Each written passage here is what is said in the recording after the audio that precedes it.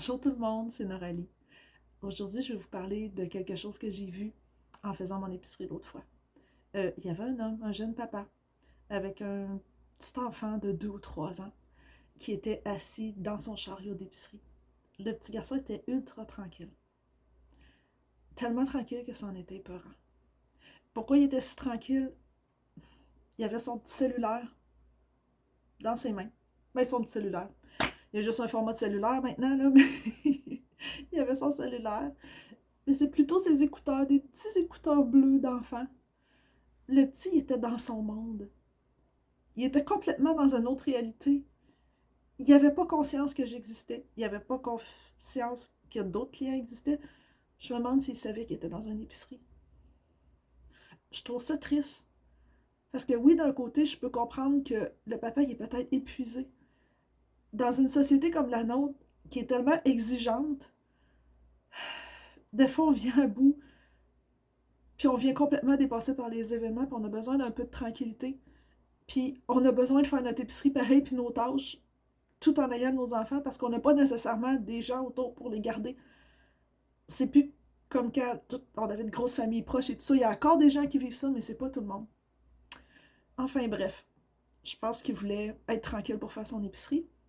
Fait qu'il a branché son enfant sur un autre monde, une réalité parallèle, pour acheter la paix. Mais ça, c'est pas sans conséquence. Imaginez cet enfant-là qui est en train de se développer.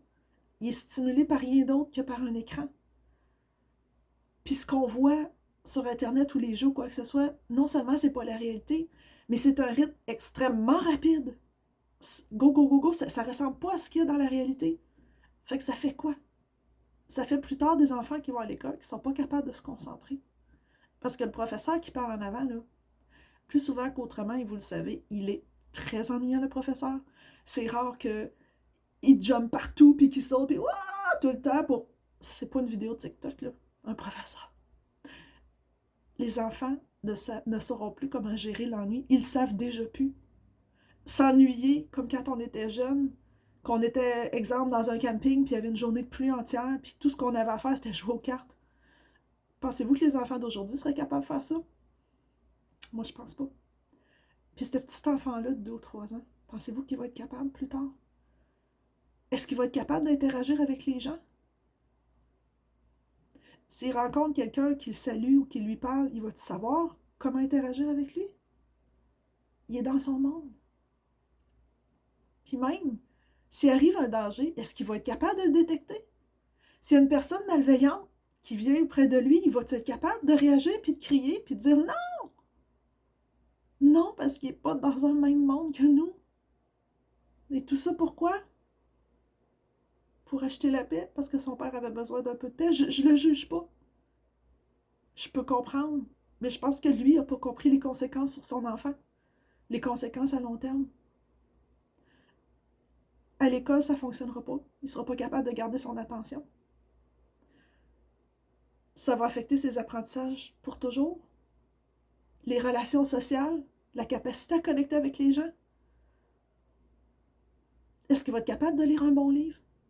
Un bon livre, papier, qui sent le papier. Vous savez, ces écritures qui ont une âme.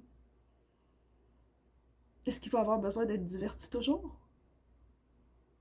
Si c'est trop silencieux, il va-tu faire l'anxiété? Si son ou sa partenaire est tranquille, ils ne sont pas tous les soirs faire le party, est-ce qu'il va l'aimer pareil? Je voulais juste porter ça à votre attention pour qu'on y réfléchisse. Parce que oui, des fois, c'est tentant d'acheter la paix, puis je peux le comprendre. J'ai déjà mis une émission de télévision, moi aussi, pour mon enfant, pour qu'il soit tranquille un matin où j'étais stressée parce que j'avais une grosse journée qui m'attendait. Mais là, honnêtement, je pense que ça dépassait les bornes. Mettre un enfant à l'épicerie, dans un chariot d'épicerie, avec un téléphone dans les mains, des écouteurs, privation sensorielle. Pas privation sensorielle, c'est complètement niaiseux, qu'est-ce que je viens de dire, parce qu'au contraire, il est surstimulé au niveau sensoriel, mais privation de tout ce qui l'entoure, de la vraie réalité.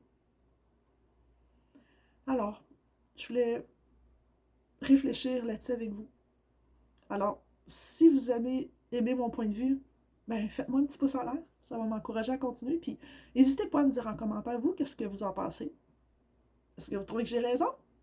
Est-ce que vous trouvez que je suis complètement dans le champ? Dites-moi là. Puis si vous voyez un angle que j'ai pas vu, mais dites-moi là aussi. Ça va me faire réfléchir. Puis je vais pouvoir évoluer moi aussi. OK? On se dit à bientôt.